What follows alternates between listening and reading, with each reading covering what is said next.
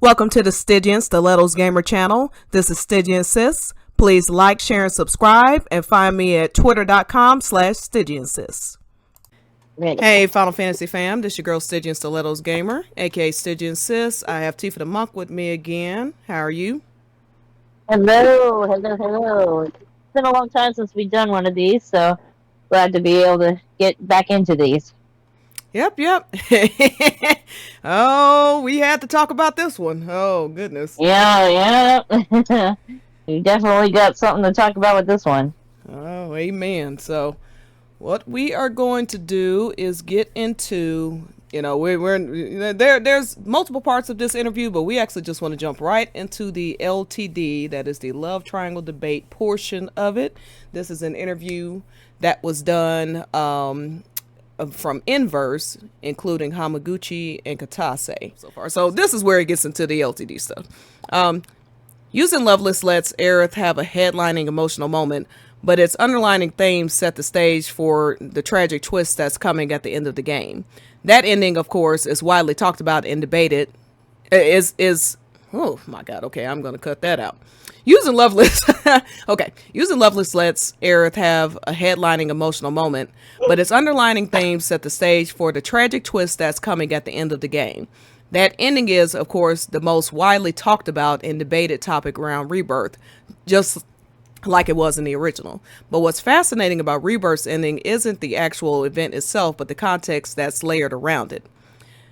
There are connotations about the multiverse and different timelines, but at its core, the extra scenes are about giving Cloud and Aerith the space to say goodbye to each other, to appreciate the beautiful relationship that has been built between them, and perhaps even ease the guilt Cloud will inevitably feel.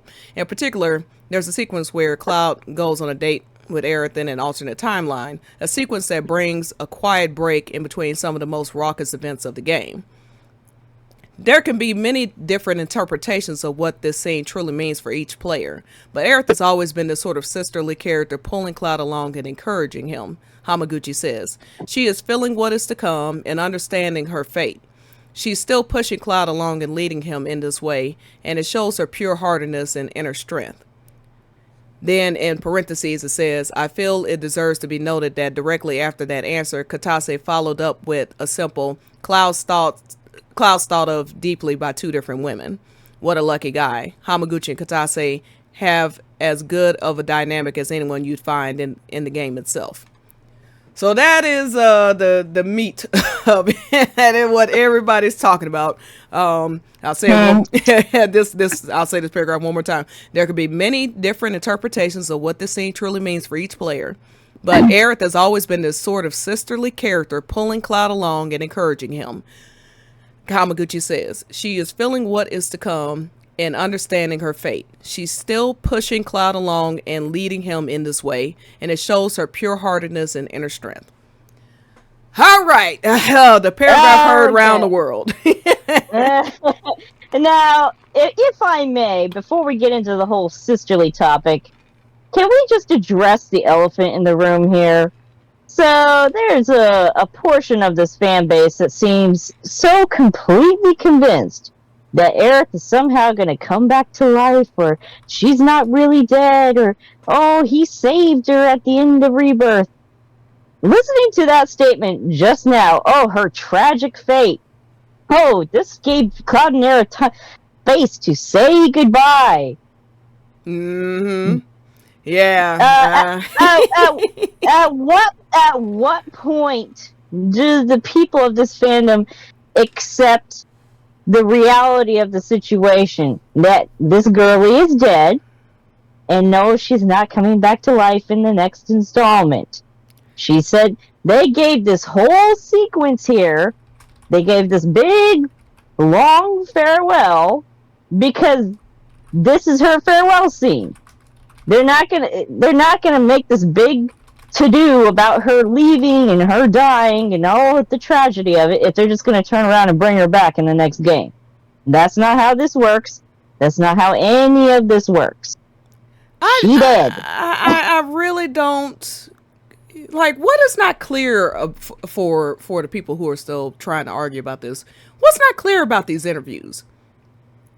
I mean, they go into a whole a struggling. discussion about the theory of Gaia and and how the dead cannot return. This is the second time they've specifically, I'm sorry, Hamaguchi just said that, and then Nomura a year ago, damn near almost to the date, said the same thing. Like the person who dies in this should not return to the title. I mean, I don't know what is there to read into with that. What cracks me up even more is people are still out there convinced that Zack is somehow going to come back to life. He's in the same boat as Aerith. He dead too. Okay, he is not alive. He is still very much in the live stream, and in that very interview where they were talking about Gaia theory, they're talking about, you know, people who have passed on and are a part of the planet. They will remain in the planet in some form. They are not leaving the live stream. Once they're in the live stream, they have become part of the planet. They're not coming back from that. I just, what is not clicking with these people? I don't get it. I really don't understand. It's just like, okay. What's the point? I mean, what is this like now? The fifth interview in a row where they're talking almost in a row where they're talking about death, fate, Cloud not accepting loss, the player, you know, a Cloud being essentially sort of a in this moment, almost, I mean, in one rare instance, almost kind of a self-insert for the player. Like how they want the player to connect to Cloud in this moment, how he feels, like losing a dear friend, losing a loved one, etc. Like that. I mean, it's all about. It's all meta, and it's all about not accepting loss. What is confusing about it? There's nothing confusing about this. Yeah, and what kills me is the fact that all these people are going to be pitching a fit come part 3, going, oh, the promise has been broken. Oh, they didn't bring Aerith back to life. Oh, the re-trilogy is a waste of time because they didn't change this and they didn't change that. And it's like,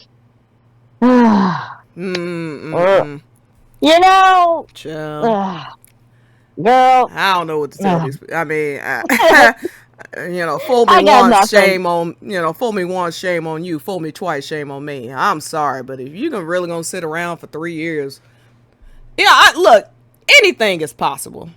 You know, I mean, yes, it's their game. Maybe they just decided after 27 years we're just gonna toss everything in the trash about the whole second part of the game, have these two come back to life, etc. We're going to change who the canon love interest is randomly to Aerith. We're going to bring Zack back specifically so we can have him cucked by Cloud in part 3 for Aerith. I mean, sure, possible. Let me just put it to you this way. I certainly wouldn't be betting anything. I wouldn't bet a penny on that outcome. You couldn't pay me to bet on that outcome. So, I mean, and the fact that they keep going on and on about this, you know, and then what's interesting to me is, speaking of this, when you have people who said for the last 27 years that, oh, well, you know, it's always been this tragic love after death, you know, love beyond death story, and that's why Cloud is roping Tifa along for 4 years after OG, you know, getting her to buy him a bike so he can go run around trying to find the promised land, and he, you know, he'll never want to be with Tifa or give her anything. He's just stringing her along, raising kids with her, having 2 businesses with her, living with her for half a decade, but not ever actually going to do right by her because he knew his best friend's girlfriend for 16 days. You know, y'all claim all that is true, but then now that you're faced with the possibility of it, you know what I'm saying? If you're thinking this is what's going on, is that Cloud is only crying over Aerith because that was the love of his life, blah, blah. Well, wait, I thought that's what y'all loved all these 27 years in the first place. So what y'all mad about? I mean, why would this change it for you? If the kiss is just optional and Cloud and Aerith is the canon route and, you know, Clarith is a love story, I don't understand why what do you need her to be alive for? You got what you want. You got what you wanted this whole time, right? I mean, I'm confused. See, that's why I don't buy what they say about this stuff. They don't even buy what they say. Of course they don't. If you say retelling the quote-unquote Clarith love story is a waste of time if she doesn't live, I mean, that doesn't sound right to me. If it's just confirmed what you always thought was canon in the first place. You know what I'm saying? Or my favorite one where they say, oh, the handhold is more romantic than the kiss. But they're out here in these Twitter streets begging for a kiss in part 3. It's like, okay, so what's the truth then? Exactly. If it's more romantic than the kiss, then why do you care if the kiss is quote unquote canon or not, admissible or not? What does it matter? You don't see us running. Do you see Claudius running around trying to argue whether Barrett's is canon or not, or what Barrett's scene? Do you see us arguing about what scenes matter and don't matter in general? If it's in the game, we're like, they put it in there for a reason. I mean, you know, like, like, okay, you know, yeah, I'm just like, we're not fighting for our lives out here. Like, oh, Euphys isn't the real. Okay, none of them contradict anything for us, so we're not bothered. But yeah, if I think Cloud is really in love with Aerith, and that's what this whole tragic love story thing is, yeah, it's gonna bother me that he kissed another woman when Aerith was sitting right there, alive and well. Yeah, that would bother me too. Yeah. And they always talk about these different routes. She's in 4 to 6 routes. Yeah. I don't know if that's the win y'all think it is. The fact that Cloud and Aerith can go up there and do the Loveless play together, and he can watch her sing, and then go run on a gondola with a man or a dog. I'm not sure that that's the win y'all want either. So I'd probably stop saying that part. Anyway, sorry, we're getting off topic, but I'm just saying, yeah, she's definitely dead, and that is what this whole thing has been about. Is, you know, they want to portray to the audience, you know, a sense of loss. They want to recreate that magic that they, I mean, maybe too successfully created in OG for some people, you know. That was the whole point of this, just some artistic expression, embellish a little bit. Hey, let's throw in a little twist so some people might cling on for another 3 years. The rest of us are clinging on because we want the rest of the story. We don't want a fan fiction. Exactly. But that's just me. You know? Go ahead.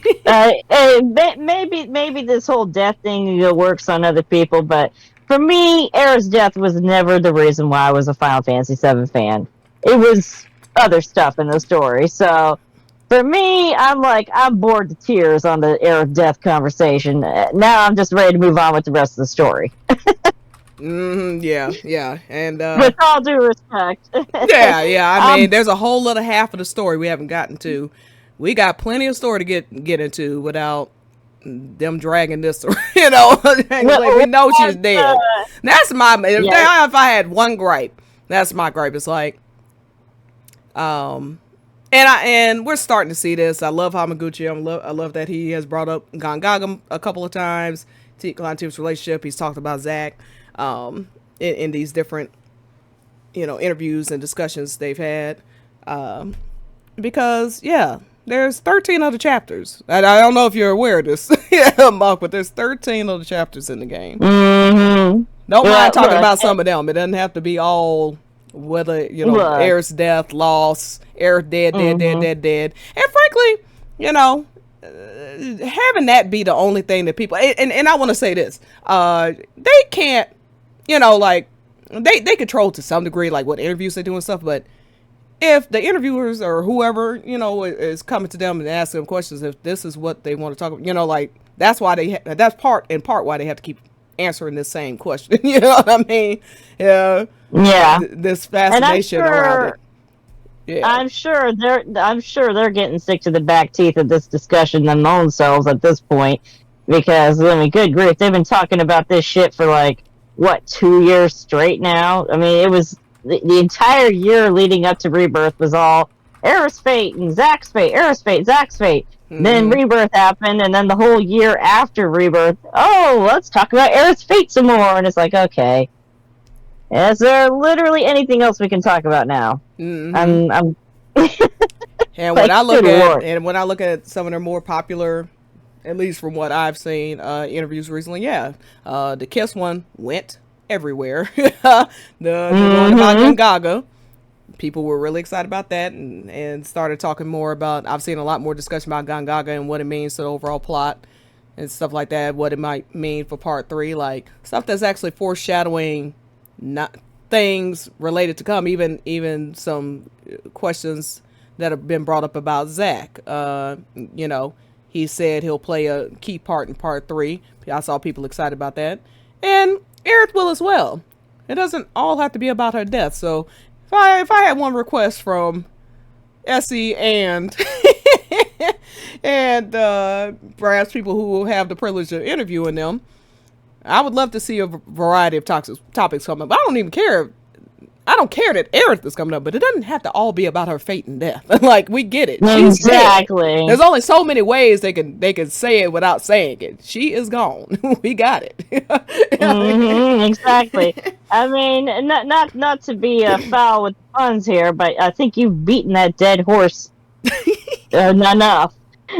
Yeah, I mean, you know, let it go. Look. You know.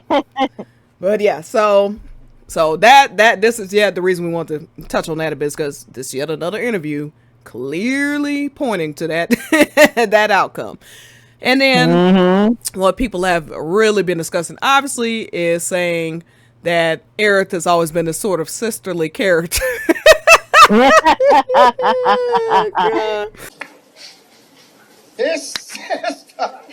Oh man, I about died laughing. I was like, he did not. And look, it's not that he just said, oh, she has like a sisterly relationship. He says she's always had this. Yes, man, has always been this sisterly sort of character. And look, I know that there's a certain segment of the fandom that's trying to make this some kind of this older sister trope in Japan. It's romantic and da. Until we see the actual, like, which I don't think we're ever going to see it, because the person who actually did the interview did not provide a Japanese transcript in any way. So right now people are assuming he's saying older sister, but that is not specified in the interview. That is a great point. That is a great point, because yeah, that's another thing, is like sisterly, like a sister, sisterly, older sister. Like, it does also to some degree. Like, yeah, I noticed that I see a lot of them saying, oh, Hamaguchi said word for word what Claudia said. Well, how do you know that? Because there is no Japanese version that has come out about this. Exactly. You know, I'm like, y'all are just making that up. And then saying, well, Oni-san versus this and that. But you don't know what phrase he actually used. So... That seems like a little bit of assumption being made there. Yeah, well, but hell, if in the middle of a date, if Clyde and Tifa were in the middle of a date, okay, see, that's another thing. They don't want to look at the context side and why everybody is taking this the same way except them. The context it does not bode well. Hamaguchi has been following Claudia's and Clara's for months, maybe probably honestly longer than that. But as far as like a big push to do so, okay, he is well aware of what both sides of the fandom are all talking about. Okay, and I don't want to brag, but I said this. I was like, people don't need to stop taking which side he's following as some sort of evidence or something. Like, he's probably just monitoring the fandom, like just wanting to see what takes are coming out of the fandom, what people are taking out of the game, etc. Okay, and to me, I don't think it's a coincidence that in the last couple of weeks, the things he's decided to touch on is Aerith's death, she's dead, the kiss, and tying it to the hug that they were trashing for a month before that. over the one night stand thing. I don't think that's a coincidence. He just randomly, this question just randomly popped up, okay, about the kiss, Right. and the specific intention behind it, where it came from, the something floated out there from there. It doesn't matter how it manifested. Somebody put these two things together. It's like, let me ask this man about this kiss, because I'm seeing this dialogue. They keep saying that this is fan service, blah, blah. So what exactly was the intention? Okay. So he's talked about the kiss. Then he talks about Cloud and Tifa grounding each other, and like just Being talking each about their other's relationship. anchor. Yes, they're each other's anchor. Talking about the relationship in general. He hasn't, and then now, in the middle of an article discussing Cloud and Aerith's last date in chapter 14, when this is supposed to be, in some people's minds, a lover's goodbye, and this is a tragic lovers being tragically separated by fate, blah blah blah. He decides to use the term sisterly.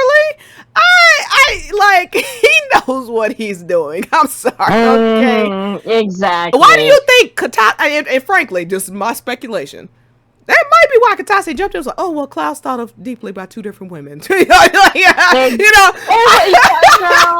seems like a little bit of damage control. It was absolutely damage control. And that's also why they added the whole, well, you can interpret the date however you want to. But I've always seen them as sisterly. Like, oh my God. Girl, that is really the meat of it. Okay? That's really the meat of it. He starts off with, well, there can be many different interpretations. Mine, however, but Aerith has always been this sort of, he didn't even say mine. He just said there could be different interpretations about what this truly means to the player, but Aerith has always been a sort of sisterly character, pulling Cloud along and encouraging him. Okay. Yeah. And what is she? I'm sorry. And what is she? What is she pulling him to? At the conclusion of all this is her in the church saying, "At least I know where we stand." And I really like you, but there are different kinds of like. What's the point in her saying that? There's no point to bring that up at all, what different kinds of like there is, if the point is it's a romantic love, because you're in the middle of a date. It should be obvious what type of like or love you're talking about, right? What's the point of that? Go ahead. Well, and not only that, but talking about this whole she's pulling him along, she's encouraging him. What exactly is she encouraging him in? What is the very first topic they discussed during the very first quote-unquote date in the game? They go to Calm, they go up to the clock tower, and what does Aerith talk to him the entire freaking time? Let's talk about your relationship with Tifa. Don't take her for granted, Cloud. Look, that's not giving lovers conversation. That's giving, hey, I'm your big sister. I'm telling you, don't screw this up with Tifa. Go make sure you're doing good with her. And then let's continue this on in Nibelheim. They're sitting up there on the water tower together. Oh, so this is where I used to hang out and go gawk at Tifa, Cloud, right? How is that a lover's conversation? Please do. Educate me on that one. How is your best response to Aerith? Oh, yeah, I used to come up here and gawk at Tifa, Aerith. Okay. I mean, that's your, and understand, that's his best answer to her. That's his best response. In order for you to get her date, like, you want to get the 3-star answers. They want you to see that response. You gotta really think about that. He's up there on this romantic water tower with her. Now, he didn't ask to go up there, but she dragged him up there, so he went, and she wants to see the town. But the point is, the water tower is seen as the date spot of whatsoever, like it's supposed to be this romantic location. He's begrudgingly going up there. Then he's, she passed the seat beside her. He doesn't want to sit beside. He don't want to sit there because he wants to sit in his normal spot. Right outside of Tifa's window, for God's sakes. And then he's like showing her town, and that's Tifa's house. And he is so obvious that Aerith is like, so this is where you came to look out, right? Yeah, you telling me you didn't come up here hoping she'd wave? Aerith is not stupid. She knows what she's asking him, and Cloud knows what she's asking him. Mm-hmm. That's why if you give the word of one of the other answers, no, of course not. Or he says, "Don't mock me." Why would he think she was mocking him? You know what I'm saying? Like he ought to get mad saying you're mocking me, or he's like, no, die. Or he's just like, yeah, something I do. Come on now. So, Let's be for real here. And then again, going back to the final date, it's so funny. Like this is supposed to be this big romantic date according to Claire's, and then the photographer's like, nah, I'm not feeling it. Why do you think that dialogue is there? Oh my god. Let's pick a language, any language. The Chinese, you lack the couple feeling. The Japanese, you don't have the spark. In the Spanish, you have no chemistry, period. The English, you look like you're at a funeral. Pick your poison. They're all terrible. And this is this is their favorite word. This isn't optional. That is non-optional. It doesn't matter if you ignore T for the whole game. It doesn't matter what presents you pick or what things you pick, what candy you pick, what gift you pick. It doesn't matter what you do for 14 chapters leading up to this. That photographer looks them both in their soul and say, y'all do not make a good couple. and literally 5, 6, 7 different languages. Okay. What is the point of that? That was brutal. And then the fact that he would come out and say, like another thing I see is, it's because she dies. He's just reading like Aerith's mood because she dies. I've made this point. Yuna knows she's dying the entire time she's on that journey. Not one time did anybody come up to her and say, you and Titus don't have a spark. You look like you're at a funeral. Y'all have no chemistry. None of this happened. And I also want to point out, by the way, that in the traditional Chinese, she literally calls herself sister and him brother when they're picking out that gift. I also want to throw that information out there. Okay, so this is like, we're not saying, like, I understand if you just take the word sister, any form of the word sister, and think of Claudia's think of Claudia's dream, that you're like, if you take that in a vacuum, you can come to that conclusion. But it's not like anybody saying Melfi and Sonon, if he says sister, it's talking about Claudia's dream. You know what I'm saying? Like, just because the word sister is used doesn't mean, and it's around Aerith, means it's immediately pointing to Claudia. This is sort of smoke signals, for lack of no pun intended, smoke signals that Hamaguchi's putting up, like a secret wink to Clarice, like, hey, sisterly. No, if somebody's describing somebody as being always a sisterly type of person in the middle of a date, the last date, a date she had to tell him to play along on. Never forget, Cloud is damn near about to cuss her out at the beginning. She puts her finger on his mouth, like, shh, just play along. And who was the other person she told to play along? Red 13. Okay, I'm just saying. Well, and to go back to the whole Claudia thing, yes, people take the whole, this is the perfect type for you, I'd say, and they take off with that and they run with that. But they never include in the discussion the fact that Cloud actually does settle down with somebody. It would be one thing if Cloud is just, unclaimed throughout the rest of the story.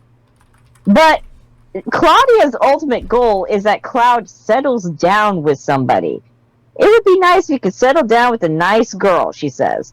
And she warns him against city temptations. Temptations in the city. What is Aerith?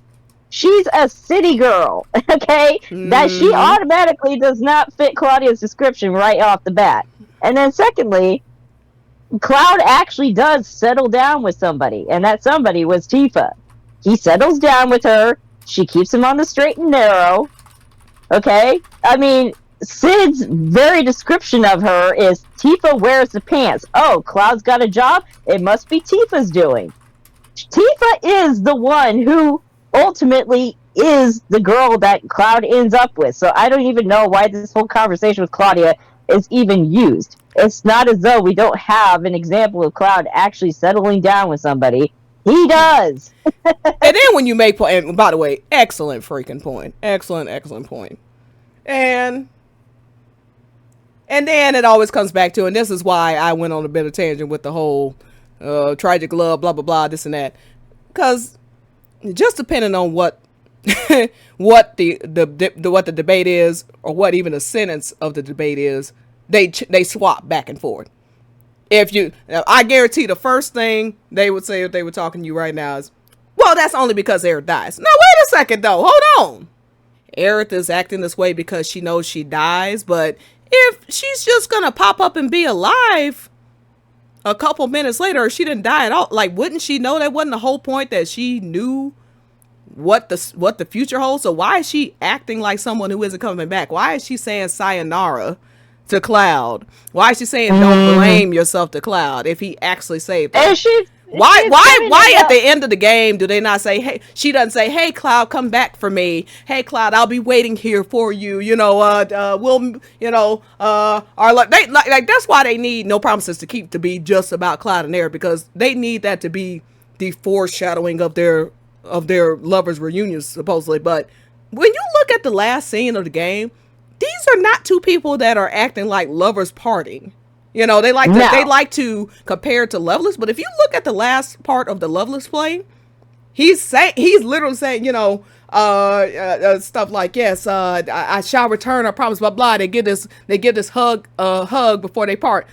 In the last scene of the game, they don't do any of that.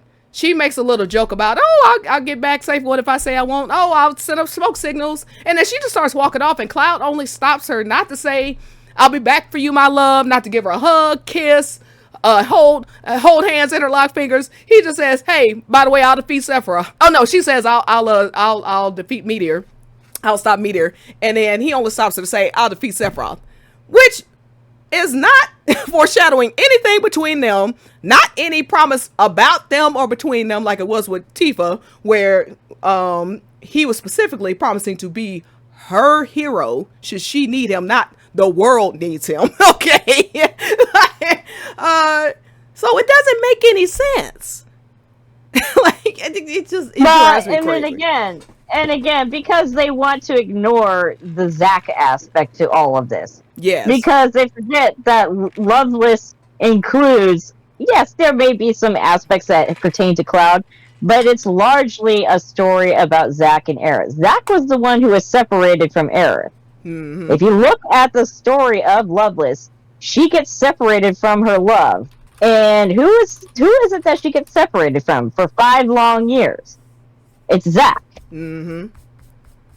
They think that, like, the problem is a short-minded thinking, and that's really been their biggest advantage. That was the one true gift that the developers gave them, is ending this in Forgotten Capital.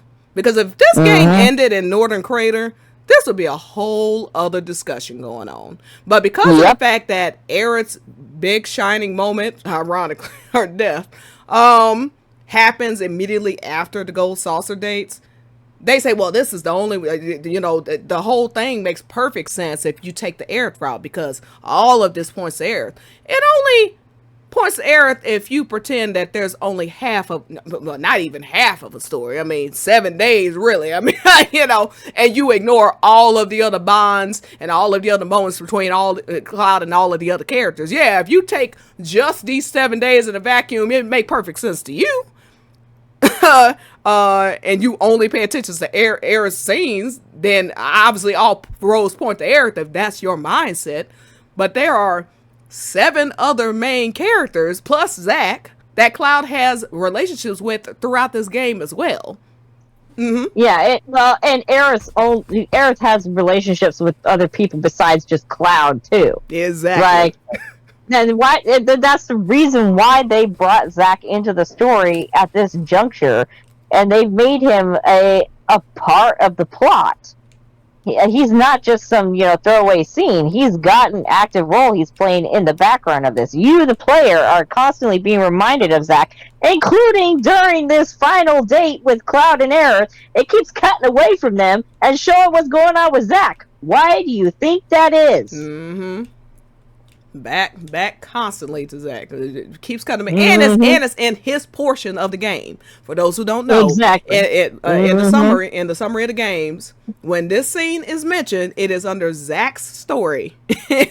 And if you on New Game Plus, if you cut off Zach's parts of the story, because there's an option where you can just skip past this entire sequence disappears. Now that is a weird thing to do if this supposed to be some Claire's love confirmation, to have this portion in his side of the game. For what?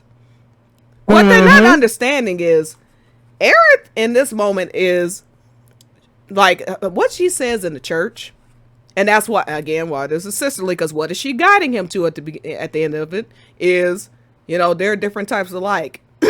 Her implication being, I do like you, but it's not how I like Zach. You know what I'm saying? It's not that type of like, which you have always pointed out is a direct contrast to what Tifa's revelation is in Trace the Two Paths. She starts off thinking, I like Cloud, but do I love him? Is it that kind of like? And she isn't sure, but then she comes to the realization that it is that type of like. She wants to spend the rest of her life with him. It is a direct contrast to the moment Tifa has. So Aerith is guiding him once again to that, like, hey, there's different types of like, and I think this ain't what. Yeah, this definitely ain't the type of like that I was thinking it was at first. Okay, and all this ties together. Her resolution scene. What is she guiding him to? What is the point of her telling him you can't fall in love with me, even if you think you have? It isn't real. That is a curious statement to make to somebody. It's not. I've seen movies where somebody's dying of terminal cancer stuff, and they'll say you can't fall in love with me. I want you to go on and be happy with someone else because I'm not going to be here. That's the type of conversation you have. You don't say our love wasn't real. Exactly. What you even think you feel for me is not real. That is not a conversation two lovers have ever had. Okay. So yeah, and it's the same conclusion here. I mean, she's not saying she's more speaking to her. I mean, she's speaking to herself in both, but she's definitely speaking to herself here as well. She's just saying it out loud to Cloud. I mean, that's really what's going on. She's talking out loud to Cloud, but she's speaking on her own feelings in both. So yeah. So pushing them along. I mean, yeah, it's just it is so strange to me that they are dying on this Claudia hill with this. It's like, but it's just falling on deaf ears because there is no reason to bring up her being sisterly if this is supposed to be some last. And then to say sisterly, they're walking around holding hands, so their whole point has been holding hands is this grand romance thing, blah blah blah. It's like, but you're like, yes, holding hands can be a sign of romance, but plenty of friends hold hands. Cloud and Yuffie held hands. Tifa and Aerith held hands in this game. Nobody's calling them lovers either. And then they want the interlocked finger. Yeah, but Hamaguchi is saying that in all of this context. You know what I'm saying? Exactly. And then you have the added context of, after the Gold Saucer date, after they do the whole interlocking fingers thing, she's like, oh, thanks. And then Cloud's like, yeah, but I didn't do anything. And then she's like, Wall Bucket Warriors, yay! And they just walk off. Yeah, exactly. And it's completely different from the way that Cloud reacts, when he's kissing Tifa, where they're all bashful and shy about it, like, oh, we did something romantic in there. With Aerith, I would say there would be a better chance of him having some sort of romantic feelings if when he got off of that gondola, he was, a little bashful, couldn't really make eye contact with Aerith or whatever. Mm-hmm. You completely relaxed and nonchalant about it. It's like, yeah, I didn't do anything. And I didn't, and not like can't look at her like, oh my god, we just did something and say I just confessed my feelings for and we were making out for 5 minutes on the gondola. He's just kind of looking off into the distance like, yeah, I ain't doing anything. Just like you said, just so relaxed, and that does not seem like the behavior of somebody who just had a whole love confession with somebody. No. And you see the way he and what they would say is, oh, he's just trying to act cool, even if it does like he's just trying to act cool, whatever. Like, when he tries to act cool with Tifa, what does he do? Hands her a flower, flirts with her, calls her beautiful, stuff like that. Yeah, with Aerith, I'm gonna pretend I don't even know who you are. That was him acting cool with her when he fell through that church. The Ultimate said he literally pretended he didn't know who she was. That's him acting cool with Aerith. Okay. And getting off the gondola after he supposedly confessed his love. But I didn't do anything. Okay. Whatever y'all say, I guess, but not a hill I would down. But I mean, go off, I guess. God bless. God bless. Could not be me.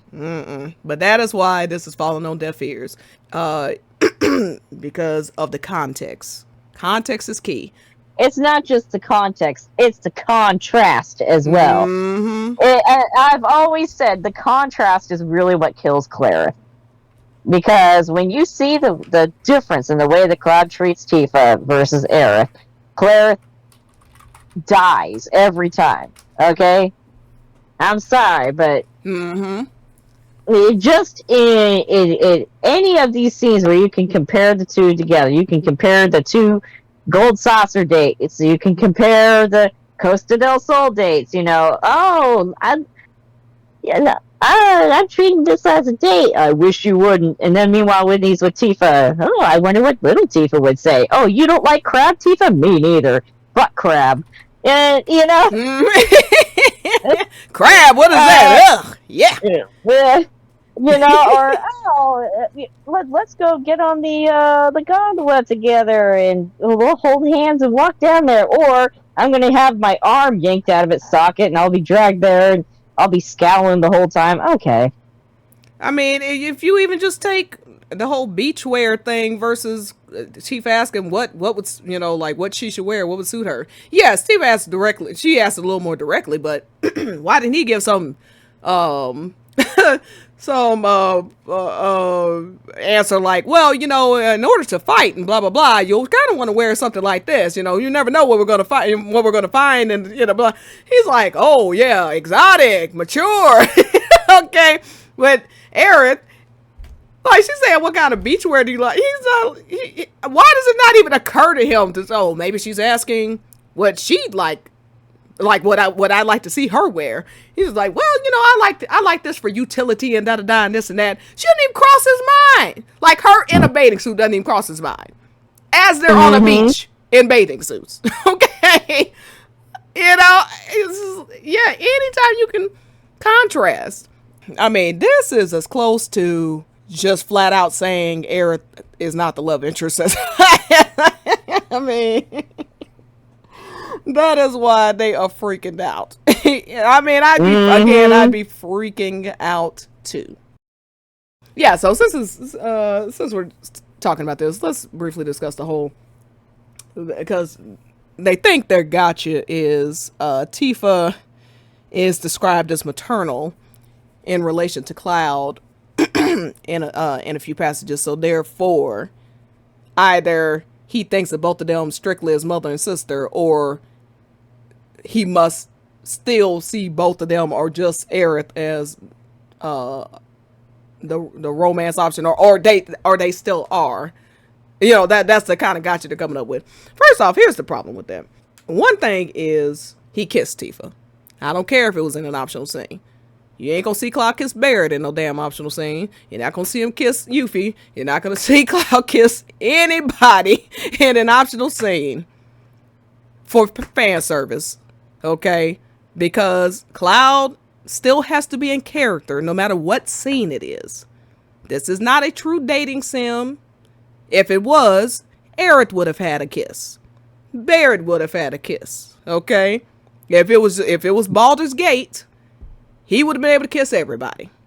Okay? So so the fact that he kissed Tifa shows he has explicit romantic feelings for Tifa.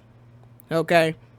All he did in the same exact context is hold Aerith's hand, which, yes, could be romantic, but also could just as easily be siblings, could be friends. And there are multiple examples all over media that show that. Okay? Cloud also isn't some playboy or anything like that, so you can't compare this to just some regular show like a soap opera where the main characters just run around kissing everybody. In 27 years, Cloud has never been shown on camera to kiss anyone. That's the first thing. There's no precedent to this. The only precedent to it is that this is a Final Fantasy game, and Final Fantasy heroes only kiss their intended love interest. That is it. Okay. As of the protagonist. Yeah. So, 2 is to speak on the maternal thing is, yes, Tifa is motherly in the fact that, you know, she is a good teacher, a good leader. She can run a household. She runs businesses, like, and then of course she literally is a mother after OG, but adoptive mother. But a lot of those same qualities are what you would find in a wife too.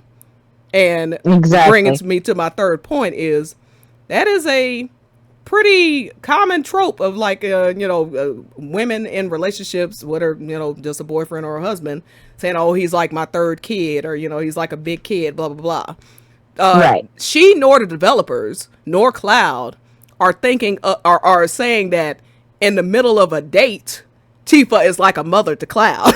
Those are two very, very different things.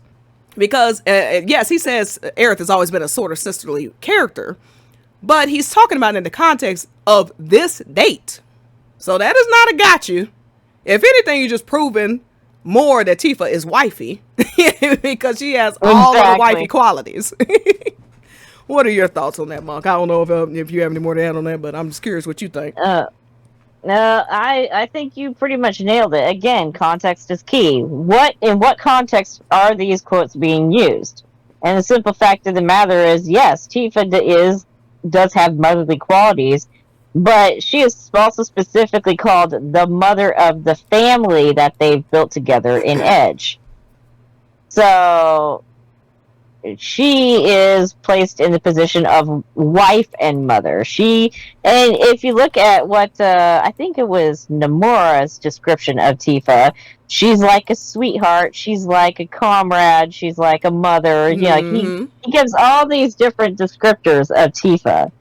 And Tifa is, and again, all looking at this through the context of, this is somebody who Cloud has always had romantic feelings for since he was a young boy. So I just really no reason to have to explain this. He doesn't have any prior relationship with Aerith to pull from, where people can say, "Oh, well, this is the context in which it happens." And no, that their entire relationship spans about 2 weeks. There's no prior history of Cloud having romantic feelings for Aerith. Explicit romantic feelings for Aerith. Everything about their relationship has always been kind of thrown up in the air. It's always, and even within this very interview, it's like, oh, well, you can interpret it any number of ways. That same language is not used for the relationship between Cloud and Tifa. Cloud and Tifa's relationship has always been explicit. Yes. And that has not changed with Rebirth. That did not change with Advent Children. Cloud and Tifa had a very explicitly romantic relationship in Advent Children. They have an explicitly romantic relationship in Crisis Core. They have an explicitly romantic relationship in OG, and they have an explicitly romantic relationship in both Remake and especially in Rebirth. Yes. There is no equivalent non-romantic interpretation to these scenes. Again, it's this whole, depending on people see the kiss. It is, y'all are missing the forest for the trees. The point is, it exists at all. And Why? again, The fact that you, because there's, only if you romance her, blah, blah, blah, this and that. Okay. The story, all of the scenes that Cloud has with each character are stemming from the story, from from the story itself. They're not going to give you a kiss conclusion with a character that has no build up to it. And the things that they're claiming are romance, like Cloud says, the place I made that promise to you. It's not like he didn't make a promise to her. If you don't see that dialogue, the promise happened. Just whether he brings it up in that moment is what happens. Do you see what I'm saying? That doesn't make any sense. The flower. If you say you shoved the flower in there, Aerith shoved the flower in his face, it's not like the moment didn't happen. It's stemming from events in the game. So just answering a couple of questions, I mean, that all it does is unlock the scene for you. That's all it does. Like, that's not an argument. No, exactly. And let's just put to bed this whole their kiss only happened in an optional scene. Last I checked, Gongaga is not a skippable scene. And it is not based on any sort of affinity system. Okay? Cloud's personal affinity system. Yeah, just because they were interrupted did not mean the intention to kiss was not there. That scene was placed there for a very specific reason, okay? And it was not a player choice scene. No. And I have yet to hear a single player be able to come up with any sort of reason why that scene exists. That does not completely destroy all of their headcanons. Not some of their headcanons, all of their headcanons. Mm-hmm. And yeah, that is an excellent point. And the thing, and then they like to say, well, Gongaga does count because he wasn't actually leaning in, it was the camera. Let's say it was. Let's just go with this, okay? I can't even get this out. He wasn't leaning away either. So let me give you an example. When Aerith leans into his face at the end of, like, when she says the things, what if I said I wasn't okay, talking about getting back to Forgotten Capital, wherever the hell she's going, I don't know. He turns his face and laughs and pulls back. He didn't do that with Tifa. When they're on the gondola and she trips on him and their faces get close, they both pull back. Now, you can say on the first part when they first got on the gondola, Cloud and Tifa, so yeah, but like also lingering hands, and it was clearly some sexual tension going on there, and then it actually leads to a kiss. It's not like it just ended there like Cloud and Aerith, you see what I'm saying? Like, they get in each other's face, and they just back up, and it's like super awkward, like, oh god, like, like what, I don't know, a response one might have when they almost kissed their sister. Now, I don't know, I mean, I'm just throwing that out there, I'm not saying, I'm just saying. That was the type of response he had when he got too close to Aerith's face, okay? With Tifa and Gongaga, let's say she was just the only one leaning in. He sure as hell wasn't leaning back. He was right there ready for whatever she was about to throw on him. Again, this is the same guy who thought he was about to get laid in Chapter 3, okay, of Remake.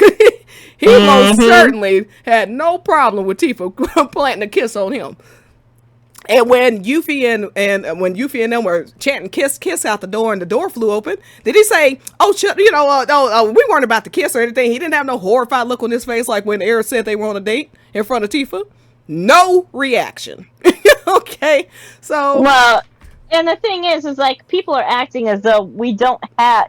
Again, that's why the gondola kiss, it works in conjunction with this, because you get your answer about whether Cloud was into getting a kiss from Tifa or not, because he's the one who initiates it. Exactly. He's the one who pulls her in. This is the logical next step to what happened in that bedroom scene, and it answers the question about whether or not Cloud was going to be okay with getting the kiss.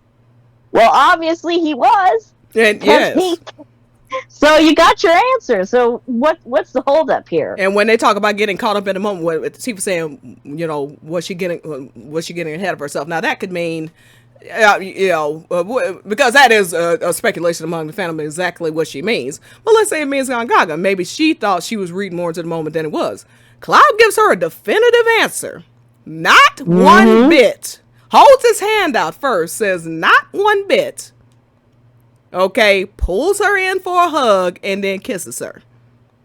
And Hamaguchi said this moment shows that growth for Cloud. Yep. What else is there to say? I mean, not a damn thing. It speaks for itself. It speaks for itself. Meanwhile, when Aerith is like, I'm searching for you, I'm trying to find you. He's like, so did Tifa tell you about Zack? I mean, my God, again, it's the same thing with the church. They think that this is some sort of love confession going on between two of them. Because he can say, of course, versus why not? And I mean, and his response to her saying, I really like you, but there's different types of like, and he's like, yeah, you've been acting weird all day. What's up? That is not a response you give somebody who is in the middle of confessing love for you. I mean, what is confusing? I don't understand. So go back to this interview. Yeah, exactly. And again, this goes back to the point I made earlier. It's the contrast that kills them every time. Because you get to see the difference in the way that Cloud behaves when Tifa just kind of tepidly dips her toe into the water and says, oh, am I getting ahead of myself? Cloud practically jumps her bones right there on the spot. But Aerith here she is. She's, very upfront, very forward with her responses with him. Oh, I want to be with you now. And, oh, I really like you, Cloud. But then there's liking, and then there's liking. And Cloud's just either sitting there giving her a confused look and saying, well, you're acting weird. Or he changes the subject on the gondola and says, oh, did you talk to Tifa? Oh my God, and the Japanese is even worse, which I found out, ironically, from one of their videos. She says, it's you I'm searching for, etc. And he's like, after she gets through talking about this whole thing, about how much everything about him reminded her of Zack, but now I realize you're not Zack, and that's okay. She gives the most depressed look ever, saying, that's all right. You're not Zack, but that's all right. And then he says, the Japanese, is this about what Tifa told you? He just heard her whole little spiel about Zack, but you're not Zack, and I'm looking for the real you now. And his direct response is like, are you bringing this up because of what Tifa told you? Wow. Yikes. My God. Hang it up, child. Listen. Rep. That's what we call a rep. I keep saying that I would have never made it to chapter X every time I think of parts like this. Listen, I mean, there's so many poison pills and red flags and big blaring signs that say, stop, you're going the wrong way. Caked in so many of their scenes. But we're supposed to think that this is the love story because they took a selfie together and did and held hands for a couple of seconds or whatever while they walked to a photographer that then proceeded to tell them they ain't shit. I mean, I just don't understand. I know I keep saying I'm a broken record, but it is insane to me. My favorite one is when she goes to get the pen, the little flower pen. And Cloud literally turns away, glares, and says, are you kidding me? Oh my God. Girl, listen. If I were Clarence, I would have thrown my controller and left the room. I would have been so mad. Because think about it this way. Even if it was like, oh, I'm mad that I didn't get to choose the gift. You're so mad that somebody suggested a reunion, Lily. What she told you meant a reunion of lovers. Okay? You were so mad that you didn't get to pick the gift and so petty that you refused to even help her put it on or say, oh, I'm glad you like it, or hey, it's pretty, when the whole point is she begged you to buy her something. Like, do you understand? Like, why would you even want him for? You get what I'm saying? Like that's what blows my mind. Like the whole thing, he kissed Tifa out of jealousy. Like, you want Aerith with a guy that would, like, just hear that she's in love with a man he thinks has been dead for 5 years and kiss another woman based on that 2 minutes later? My God, that's all it took for Cloud is to have the thought, she must be still in love with the dead man. Let me kiss literally the nearest woman. Like, I'm not even going to shop around. Let me just, Tifa's right here. Hey, let me just go for it. That's what you want. But they think like it's some sort of guy to say, well, why would you want him with someone who's going to go on a date with Aerith after kissing Tifa? Well, first off, he didn't choose to be there. Okay. She dragged him into this little dream world of hers and told him to play along. And he played along for a little bit. I mean, I don't know. I mean, he didn't kiss her. He didn't share any mutual feelings with her. He held her hand for a minute. But there is clearly a line that Cloud would not cross. He doesn't think he's crossed the line. You know what I'm saying? They just crazy. Well, and the simple fact of the matter is that at the very end, obviously Aerith was not getting any sort of, oh, well, Cloud's clearly in love with me. If she's having to have this whole conversation in the church afterwards going, well, you see, I like you, and then there's liking, and then there's liking, and she gives the most wishy-washy fucking confession ever. Like, yes, good Lord. Yes, I mean, it's amazing. And I thought they were supposed to be madly in love at this point anyway. What she need to confess anything for? If the gondola is an explicit love confession between these two, or they've had multiple ones, because they keep saying that the canon route is Aerith. Well, so that means all of these things y'all claim have been explicit romance between these two have already happened. So what the hell she need to have this conversation with them for in the church? So what is the next slide gonna be? Well, she was she wanted to pretend like it wasn't romantic love because she knows she dies. So, okay, so she went through the first 13 chapters dating the man, as they say, canonically dating and having all this grand romance with him just at minutes before she dies to tell him, oh, by the way, this actually ain't the kind of love you think it is. It makes no sense. If Claude had kissed Tifa on that gondola and then got off of it and said, I didn't do anything, we all know we'd never hear the end of that. We'd never hear. If a fraction of if the interactions between Cloud and Aerith had happened between Cloud and Tifa instead, we would have been mocked relentlessly. We would have been we would have been laughed out of this fandom. I shit you not. If Cloud had gotten his ass on that gondola and kissed Aerith the way he kissed Tifa, I don't care if the Pope was brought up before I don't care who was brought up. If he had kissed Aerith on that gondola doing all that extra stuff Cloud did, and then we got to Tifa's date and he just held her hand and then said, I didn't do anything, there is not a person in this fandom that would still be arguing about whether Clarith was canon or not. Not a soul. Not a soul. And I can tell you one thing, my ass would not be here anymore. Yeah, I wouldn't know about it anyway, because I'd be gonzo. Exactly. I would not be here. I'd be out. So again, this isn't telling people what to ship and blah, blah, blah, and this and that. This LTD Mythbusters, so we're calling it like we see it. But yeah, the whole sisterly thing, I mean, there's been so many death blows. I don't, to this. Where do we even start? My God, I know, yeah, but this is just the latest one, I suppose. And this is, and just to speak to the fandom and how it tends to go back and forth and like with the, I don't know, as somebody who is, look, it's just so moody. I'll put it that way. This fandom can be moody. It's like, but I always keep these things in mind, some,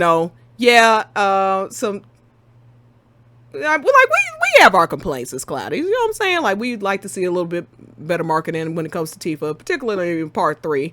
We understand why Aerith got this much marketing, because she's the one that dies. I mean, that makes perfect sense. We just want to see some more marketing for Tifa, but that's really more like, we just want to see more Tifa. It's not a matter of like our ship is, if Tifa doesn't have a parfait, our ship isn't canon. It has nothing to do with that. I guess. Yeah, well, it's just better representation. Mm-hmm. Well, honestly, a lot of the complaints that we have is like superficial shit. Yeah, that's what I'm getting at. It's superficial. We want better outfits for her. We want a little bit more marketing. We want to see, you know, A, B, and C. We want some more, you know, like we have good merch and stuff, but we like to see some other types of merch. You know, I mean, these are it's very mild requests that we're having. Okay. They need the entire half of the entire second half of Final Fantasy VII to change.